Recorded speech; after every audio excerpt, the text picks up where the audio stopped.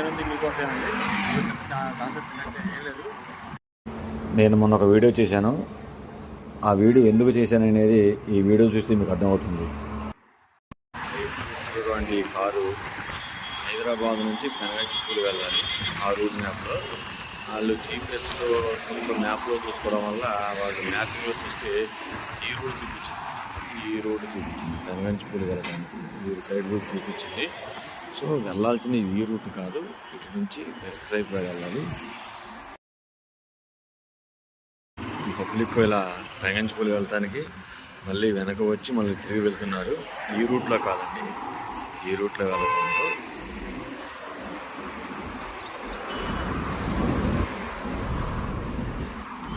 ఏమండి ఎక్కడికి వెళ్ళాలండి? పెనగంచిపూడి. డోంట్ ఇక్కడ కాదండి, ఈ రూట్ అనేది వెళ్ళదు.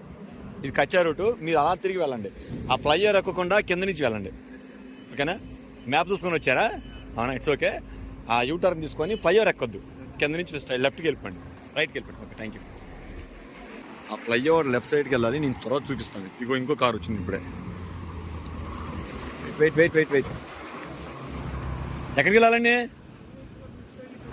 పెనగంచిపూడి ఇటు కాదండి, ఈ రూట్ కాదు, ఈ కచ్చా రూటు వెళ్ళదు. మీరు అలా యూటర్న్ తీసుకొని బ్యాక్ సైడ్కి వెళ్ళిపోయి అక్కడ ఎదరా అలా ఫ్లైఓవర్ వస్తుంది. ఫ్లైఓవర్ ఎక్కొద్దు, కింద నుంచి రైట్కి వెళ్ళిపోండి అమ్మా. Okay, thank you.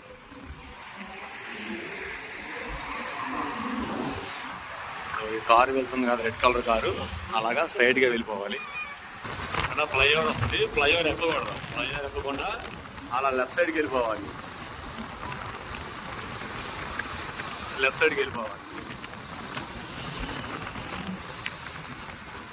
ఇది హైదరాబాద్ ఫ్లైఓవర్,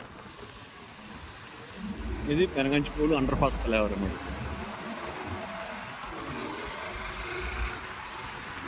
వీళ్ళందరూ ఏంటంటే గూగుల్ మ్యాప్ చూసుకొని దారి తప్పేసి వేరే రూట్కి వెళ్తున్నారు. సో దానివల్ల ఏంటంటే చాలా ఇబ్బంది పడుతున్నారు. అక్కడ యూటర్న్ వల్ల యాక్సిడెంట్లు అవుతుంది. ఇది పెనగంచిపూడి అండర్ పాస్.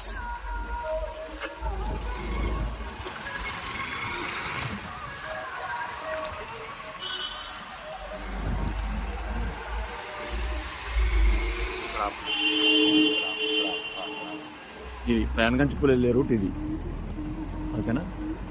ఓకే, ఇలా స్ట్రైట్కి వెళ్ళిపోతే మనకు 10 కిలోమీటర్లు పెనగంచిపూడి వచ్చేస్తుంది. ఇది మన హైవేకి ఎక్కేస్తుంది. మంచి ఇది మళ్ళీ హైవేకి వెళ్ళిపోతుంది. నేషనల్ హైవే 65 ఎక్కేస్తుంది అనమాట. ఇది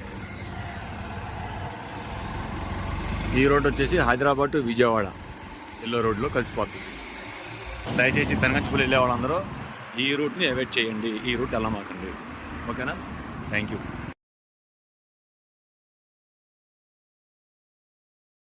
నేను ఈ వీడియో ఎందుకు చేశాననేది ఈ పాటికి మీకు అర్థమయ్యే ఉంటుంది.